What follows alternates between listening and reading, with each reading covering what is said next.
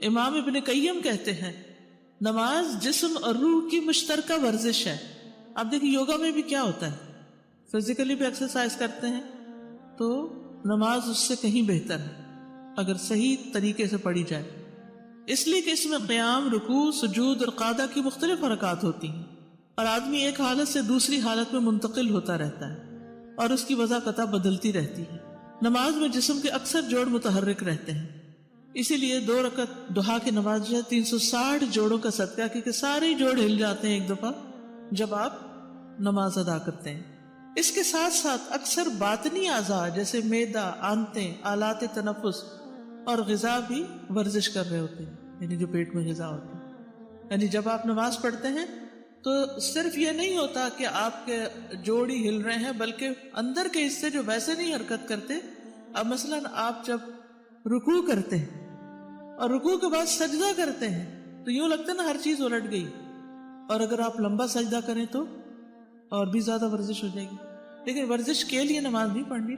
یہ تو امام ابن القیم ایک بات سمجھا رہے ہیں، چونکہ فائدوں کی بات ہو رہی ہے نا، نماز کے فائدے، اور اس بات میں کوئی شک نہیں کہ نماز فی نفس ہی حفظان صحت کا باعث ہے، کیونکہ طہارت بھی ہے اس میں، اور صحت، ایمان کی حفاظت اور دنیا اور آخرت کی سعادت کے علاوہ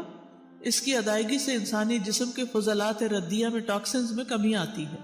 اور یہ چیز بدن کے لیے مفید ترین ہے. اسی طرح تہجد کی نماز حفظ صحت کے اسباب میں سے سب سے زیادہ نفع بخش ہے، یعنی ارلی رائزنگ جو ہے، اور کئی ایک دیرپا بیماریوں کو بہت زیادہ روکنے والی ہے، جسم، روح اور دل کے لیے بہت زیادہ نشاط دینے والی ہوتی ہے. یعنی اس وقت جو اٹھتا ہے آپ دیکھیں کہ وہ اٹھنے میں ہی ایک عجب خوشی ہوتی ہے، ایک سینس آف اچیومنٹ ہوتی ہے کہ میں نے اپنے نفس پہ قابو پا لیا اور میں اذان فجر سے پہلے اٹھ گیا،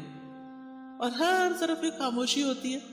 تو نماز میں بھی ایک اور ہی طرح کا لطف آتا ہے، حشاش بشاش اور خوش مزاجی حاصل ہوتی ہے.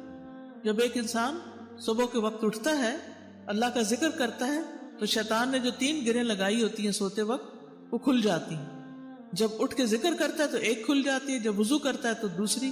اور جب نماز پڑھتا ہے تو ساری گرہیں کھل جاتی ہیں. پھر وہ صبح کو حشاش بشاش خوش مزاج اٹھتا ہے، ورنہ اس کی صبح نفس کی خباثت اور سستی کے ساتھ ہوتی ہے. اور یہ آپ نے محسوس کیا ہوگا کہ جب آپ اٹھتے ہیں تھکے تھکے سے اٹھتے ہیں، لیکن جو ہی آپ اللہ کا جب ذکر کرتے ہیں اور اچھے سے وضو اور طہارت کا اہتمام کرتے ہیں اور پھر نماز پڑھتے ہیں اور ذکر کرتے ہیں، تو اس کے بعد آپ کی کیفیت وہ نہیں ہوتی جو سو کر اٹھتے وقت ہوتی ہے.